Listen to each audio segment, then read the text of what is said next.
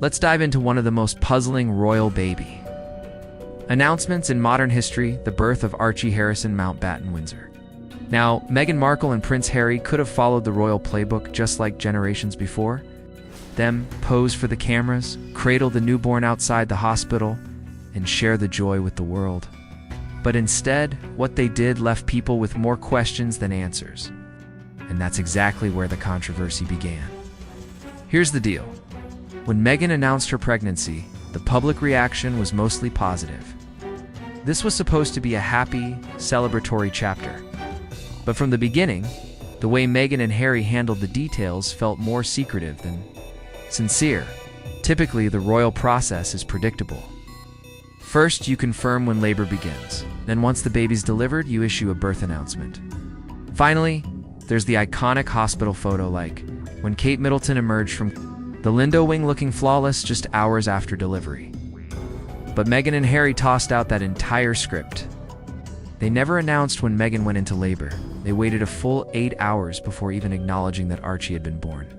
To make matters stranger, they released a statement, claiming Meghan was still in labor when, in reality, the baby had already arrived.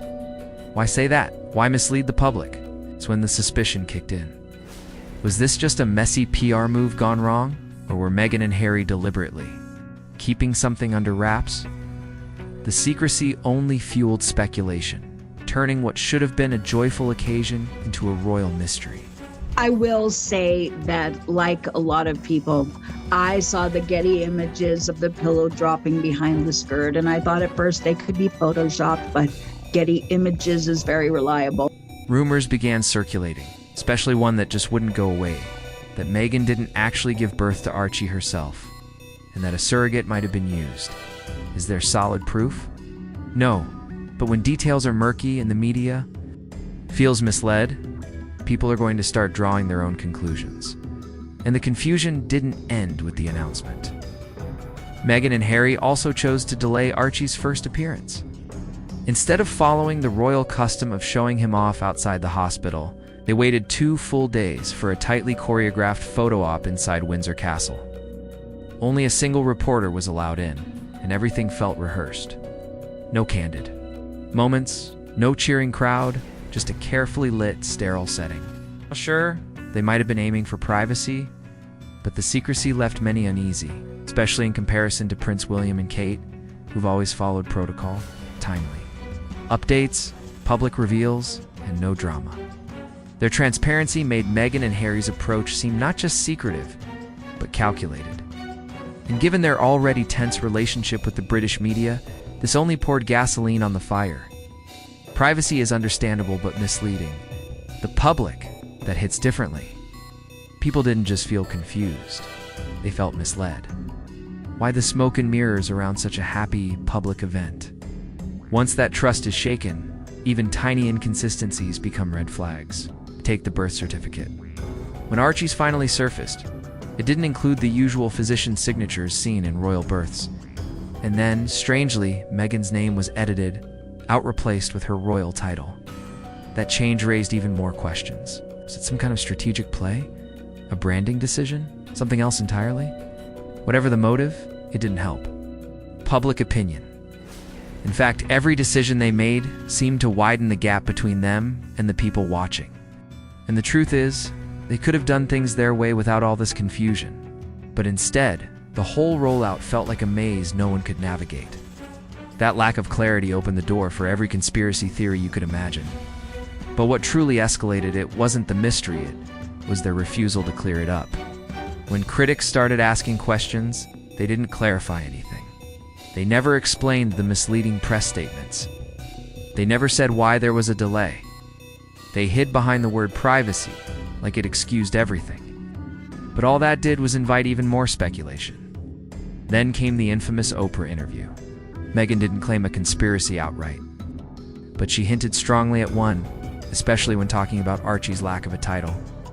She suggested it was racially motivated, a claim that dominated headlines and ignited controversy. But the truth.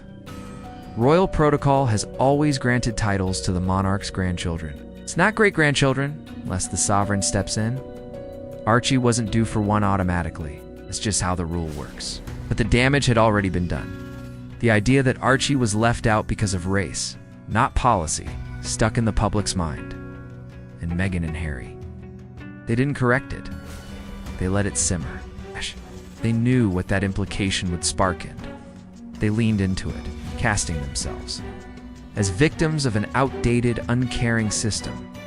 Maybe their point would have landed better if there wasn't such a trail of contradictions leading up to it.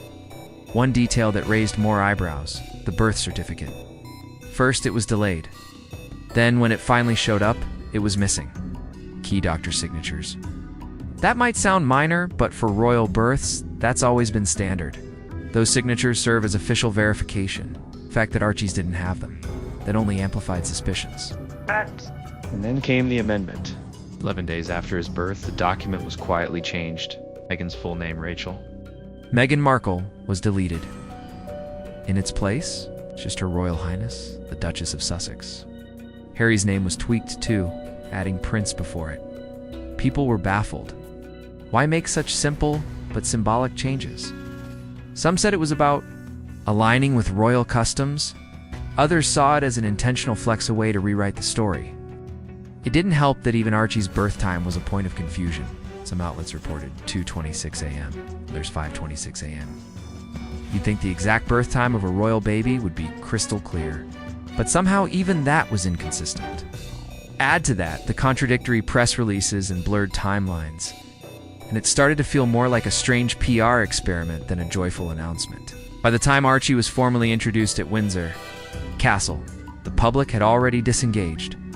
Everything about that reveal was polished but not warm. With just one journalist present, it lacked the spontaneity and openness people expect from royal family moments. Instead of feeling celebratory, it came across as overly curated. And that's when public interest started turning into skepticism. The criticism didn't stop at the announcement or the documentation oddities. It only grew louder as Meghan and Harry's choices kept pulling people's attention back to the topic. They had every opportunity to set the record straight too, clarify the gaps, to move forward gracefully. But instead, they circled back again and again. Every time they revisited it, they introduced new claims, new inconsistencies, and new confusion. One major example, their Netflix series. Meghan and Harry brought up all the old issues: the press harassment, racism, the palace's refusal to protect Archie. But the delivery was sharp, almost vengeful. They painted themselves as misunderstood, mistreated, and framed the entire saga as a deliberate smear campaign. But each time they retold the story, the inconsistencies piled up. More plot holes appeared, more timelines unraveled.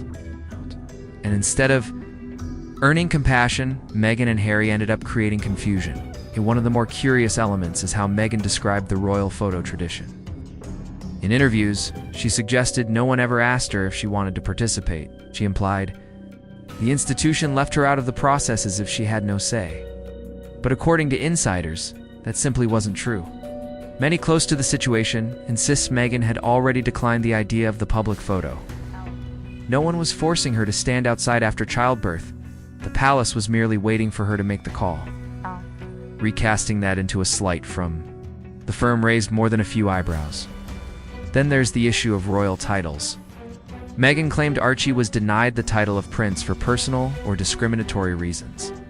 She linked it to race, favoritism, or status.